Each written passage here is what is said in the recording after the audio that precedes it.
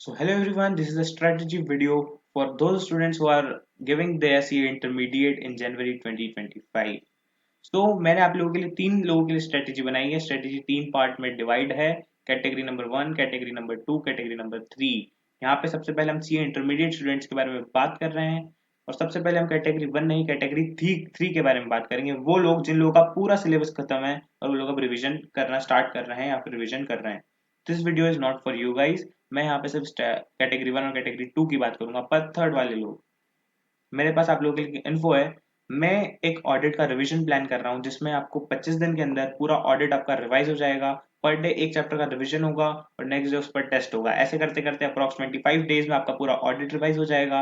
और at the end of 25th day there will be gonna be a mock test. सारे test आपको properly check मिलेंगे, जैसे ICI की स्कीम पे बेस्ड है सेम ऐसे ही। तो आप लोग इसमें एनरोल करा सकते हैं।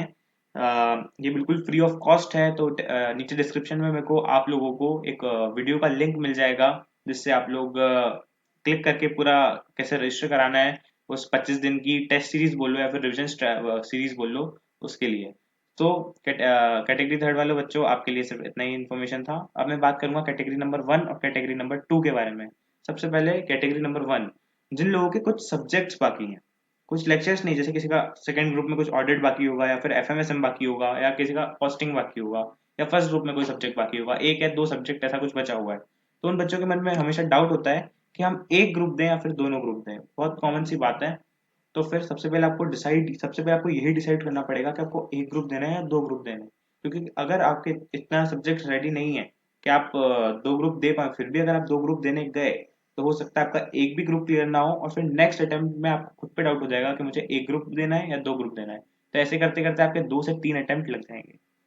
तो सबसे पहले आप ये डिसाइड कीजिए कि आप क्या आप सच में दो ग्रुप पूरे अच्छे से प्रिपेयर कर सकते हैं। तो सबसे पहले आपको यही देखना होगा।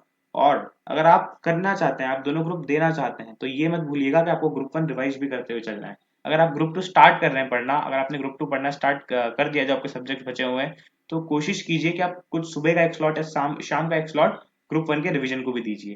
तो कि इससे होगा क्या कि जब तक आपका ग्रुप टू खत्म होगा तो आपका ग्रुप वन बहुत अच्छी से डिवाइड हो जाएगा। और आप कम से कम ये तो शॉर्ट शॉर्ट हो जाओगे कि आपका ग्रुप वन क्लियर हो जाएगा।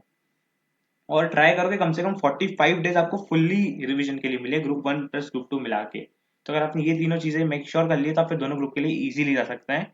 पर चॉइस एट लास्ट आपकी है कि आपको एक ग्रुप देना है, दोनों ग्रुप देना है। बस मैं आपको इतना ही सजेस्ट करूंगा कि जो भी आप डिसीजन ले, सोच समझ कर लीजिएगा। अब बात करूं कैटेगरी नंबर टू स्टूडेंट्स की, जिनके कुछ लेक्चर्स बाकी हैं। होता है ना कि लॉ के कुछ लेक्चर बचे हैं, ऑडिट के कुछ लेक्चर बचे हैं, हर सब्जेक्ट में कुछ कुछ थोड़ा थोड़ा बचा है। मतलब देंगे तो हम दोनों ग्रुप, पर हम तैयार नहीं है सही से। तो सबसे पहले सारे सब्जेक्ट्स को 100% खत्म कीजिए। कोई भी सब्जेक्ट्स को ऐसा अधूरा मत छोड़िए कि कुछ सब्जेक्ट में एक चैप्टर बचा है, दो चैप्टर बचा है। ऐसे करते करते क्या होगा कि वो चैप्टर छूटे ही रह जाएंगे और लास्ट में आपको रिवीजन वीडियोस से उसको कवर करना पड़ेगा, जिससे कि पूरा कवरेज नहीं मिल पाता है, अच्छे से बात दिमाग में बैठ नहीं पाती और एग्जाम में फिर उसके क्वेश्चंस नहीं बनेंगे। तो सबसे पहले सारे चैप्टर्स में जो सारे सब्जेक्ट में जो भी चैप्टर बचे हैं उनको खत्म कीजिए। सारे सब्जेक्ट्स एक चार्ट लगा लीजिए दीवार पे, एडवांस अकाउंट्स, लॉ, टैक्स, ऐसे कर करके सब पे जैसे ही आपको पूरा कंप्लीट हो जाए एक टिक लगाते जाइए। तो कोशिश कीजिए कि आपकी स्क्रीन पे आपको 6 टिक दिख जाए। जैसे ही आपके सारे सब्जेक्ट पूरे कंप्लीट हो जाएंगे, मैंने एक डेट भी बता रखी है, 31 अक्टूबर।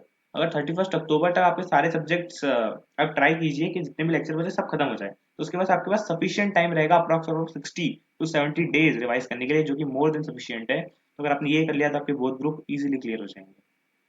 तो ये थी मेरी सेकंड टाइप की स्ट्रेटजी। तो यहाँ पे मैंने तीनों लोगों से बात करी जिनके कुछ सब्जेक्ट्स बाकी हैं, जिनके कुछ लेक्चर बाकी हैं और जिनका पूरा सिलेबस हो चुका है। तो आप लोगों को फर्स्ट और सेकंड वाले कैटेगरी वाले स्टूडेंट को मैं बोलना चाहूंगा कि आप लोग भी, अगर आपका ऑडिट कंप्लीट हो चुका है या ऑडिट आपका बहुत अच्छी सिचुएशन में है और आपने एक बार ऑडिट पढ़ रखा है, तो आप लोग मेरी ऑडिट की रिवीजन स्ट्रेटजी को ज्वाइन कर सकते हो। उसमें मैंने 25 डेज में पूरा ऑडिट रिवाइज करा रखा है, उसका लिंक जो है वो डिस्क्रिप्शन में आपको मिल जाएगा।